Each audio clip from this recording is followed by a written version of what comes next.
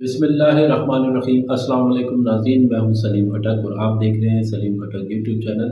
ناظرین، آج کی بہت ہی اہم اپڈیٹ سے یونائٹڈ نیشن اسمبلی میں پرائم منسٹر وزیر اعظم پاکستان کا خطاب اور جس نے پوری دنیا کو ہلا کر رکھ دیا، اس کی ڈیٹیل آگے بتاتے ہیں۔ اس سے پہلے آرمی چیف کا کراچی کا دورہ بہت اہم تھا اور آخر میں انڈیا کی دھمکی پاکستان کو کہ آزاد کشمیر پر قبضہ کرنے جا رہا ہے، اس کے کیا حقائق ہیں آگے جا کے بتاتے ہیں۔ ناظرین، اس سے پہلے اگر آپ نے ہمارے چینل کو ابھی تک سبسکرائب نہیں کیا ہے تو کر لیں اور بیل کے بٹن کو لازمی دبائیں تاکہ آپ کو ویڈیو کا نوٹیفیکیشن مل سکے۔ لبنان میں اسرائیلی جاریھت سے خطے میں بڑی جنگ کا خطرہ بڑھ گیا ہے۔ غزہ میں مظالم کی مذمت کافی نہیں، وزیر اعظم پاکستان کا خطاب۔ غزہ کے بچوں کا خون صرف اسرائیلی ہاتھ پر نہیں، ان پر بھی ہے جو خاموش ہیں۔ فلسطینی بچے زندہ دفن ہو رہے ہیں، جل رہے ہیں اور دنیا تماشائی بنی ہوئی ہے۔ کشمیر میں برہان ونی کی جدوجہد جاری رہے گی۔ پاکستان بھارتی جاریھت کا فیصلہ کن جواب دے گا۔ خطے میں امن کے لیے یک طرفہ اقدامات ختم کرنے ہوں گے۔ وزیر اعظم شہباز شریف نے کشمیر کا مقدمہ دنیا کے سامنے رکھ دیا۔ کہا، کشمیر میں قابض بھارتی فوج کے انسانی سوز مظالم دنیا کی توجہ کے طلبگار ہیں۔ مقبوضہ کشمیر میں باہر سے لوگوں کو لا کر آباد کیا جا رہا ہے۔ بھارت مقبوضہ کشمیر میں مسلم اکثریت کو اقلیت میں تبدیل کر رہا ہے۔ دنیا میں اسلامی فوبیا کے بڑھتے واقعات پریشان کن ہیں۔ بھارت میں مسلمان کے خلاف نفرت انگیز واقعات میں اضافہ تشویشناک ہے۔ فتنۃ الخوارج کے خطرے کو جڑ سے اکھاڑ پھینکیں گے۔ دہشت گردی صرف پاکستان کے لیے نہیں بلکہ دنیا کے لیے بھی بڑا مسئلہ ہے۔ یقین ہے کہ سی پیک سے پاکستان کی ترقی کی نئی راہ پر گامزن ہوگا۔ پاکستان موسمیاتی تبدیلیوں کا شکار ملک میں سے ایک ملک ہے۔ پاکستان میں معاشی اشاریہ بہتر اور مہنگائی میں کمی ہوئی ہے۔ مسلمانوں کے قاتل کا بھاشن نہیں سن سکتے، قاتل نتن یاہو کا بھاشن نامنظور۔ خطاب پر شور شرابہ اور وزیر اعظم سمیت پاکستانی وفد نے احتجاجاً واک آؤٹ کیا، جسے دیکھ کر مختلف ممالک کے وفود نے بھی واک آؤٹ کیا اور قاتل نتن یاہو کا بائیکاٹ کیا۔ نتن یاہو کے خلاف نعرے اور تقریر کے دوران درجنوں ممالک کے سفارتکار جنرل اسمبلی سے باہر نکل گئے۔ یہی انجام ہونا ہے قاتل نتن یاہو کا۔ ناظرین، اس تقریر کا متن، اس تقریر کا خلاصہ آپ اگلی ویڈیو میں دیکھیں۔ مجھے اجازت دیں، انشاءاللہ نئی اپڈیٹ کے ساتھ دوبارہ حاضر ہوں گا۔ دیکھنے کا بہت شکریہ۔ پاکستان زندہ باد۔ اللہ حافظ۔ As human beings remain silent while children lie buried under the rubble of their shattered homes, can we turn a blind eye to mothers cradling the lifeless bodies of the children? This is not just a conflict, this is systematic slaughter of innocent people of Palestine.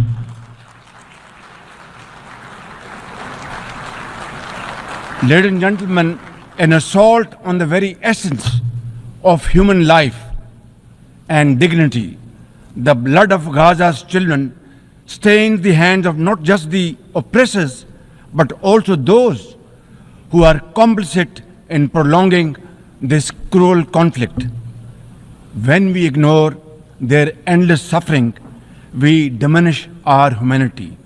It is not enough to condemn, Mr. President.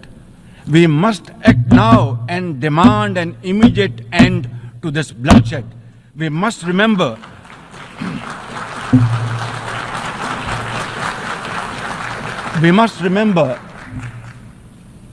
that the blood and sacrifice of the innocent Palestinians will never go waste. We must worry about their plight and difficulties and stand by them. We must work for a durable peace through the two-state nation. We must seek a viable, secure, contiguous and sovereign state of Palestine based on the pre-1967 borders with Al-Quds al-Sharif as its eternal capital, and to advance the goals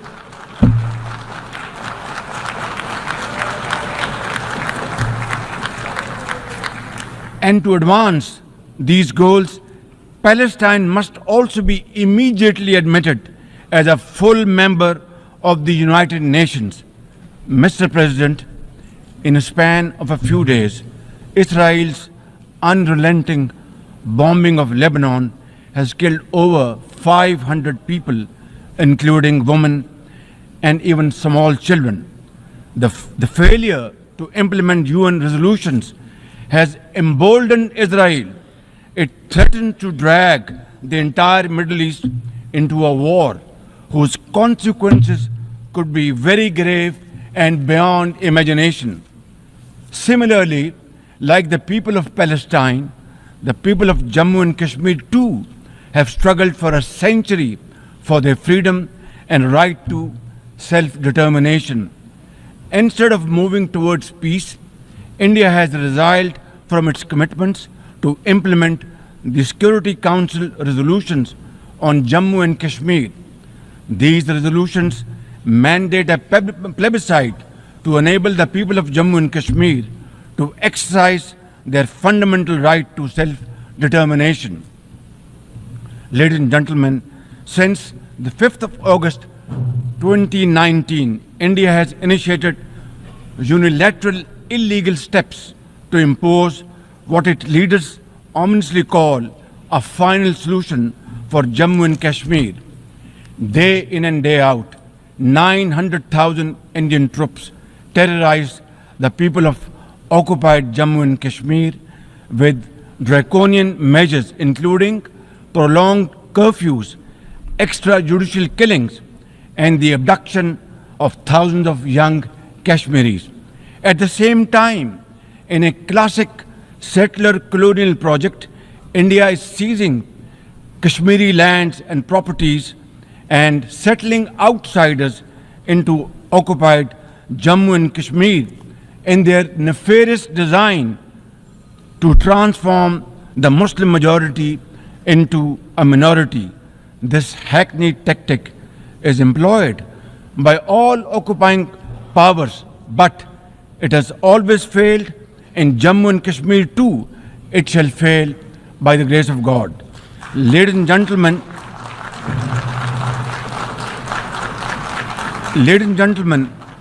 the Kashmiri people are resolute in rejection of the false Indian identity. The New Delhi seeks to impose upon them very, very severe conditions, and atrocities are being committed every hour. India's policy of brutal coercion and oppression in occupied Kashmir has ensured that Burhan Wani's legacy continues to inspire the struggle and sacrifices of millions of Kashmiris. Inspired by the legitimacy of their epic struggle, they remain defiant. Their heart-wrenching stories remind us that behind every statistic lies a human life, a dream deferred, and a hope shattered. Even more worryingly, it is engaged in massive expansion of its military capabilities, which are essentially deployed against Pakistan. Its war doctrines envisage a surprise attack and a limited war under the nuclear overhang. Thoughtlessly, India has spurned Pakistan's proposals for a mutual strategic restraint regime. Its leadership has often threatened to cross the line of control and take over Azad Kashmir. Ladies and gentlemen, Mr. President, let me state in no uncertain terms that Pakistan will respond most decisively to any Indian aggression. Therefore, to secure durable peace, India must reverse the unilateral and illegal measures it has taken since 5th of August 2019 and enter into a dialogue for a peaceful resolution of the Jammu and Kashmir dispute in accordance with the UN security resolutions and the wishes of the Kashmiri people. Mr. President, remember, illegal occupation creates a fresh hell every day in the killing fields of Palestine and in the pristine valleys of occupied Jammu and Kashmir. Apart from conflicts, Mr. President, the 21st century has brought a cascade of crises, including the reversal of development and the mounting impact of climate change. 2 years ago, my country was devastated by catastrophic floods, causing $30 billion in damages. It is now clear that each summer will bring blistering temperatures and trigger fresh climate impacts. Pakistan emits less than 1% of global carbon emissions, yet we have paid a very heavy price for no fault of ours. This is most unfair in any calculus of global justice. We must uphold the axiom, the polluter must pay. Late crisis, which I always call a death trap rather than debt trap, achieving the SDGs in these circumstances remain a distant mirage. The international financial architecture, which the Secretary General has described as morally bankrupt, and the world trade and technology regimes must be reformed and aligned to promote development and global equity. Mr. President, security in my singular focus. We have taken some very difficult but necessary decisions that have rescued our economy from collapse, restored macroeconomic stability, controlled fiscal deficits, and strengthened our reserves. As a result, inflation has come down to a single digit by the grace of God, and the prospects for economic growth has revived. Success stories. And stanza is, when things go wrong, as they sometimes will, rest if you must, but don't you quit. This is how, Mr. President, we have learned to face our challenges and negotiate the most daunting challenges we have faced. Mr. President, situated at the crossroads of South and Central Asia and the Middle East, we have prioritized geoeconomics and regional connectivity to secure win-win outcomes for our people. The second phase of the land corridor has been successfully launched through the Apex Special Investment Facilitation Council. We are mobilizing investments in resilient infrastructure, renewable energy, minerals, sustainable agriculture, and technology. This will herald a new era of development and modernization in my beloved country.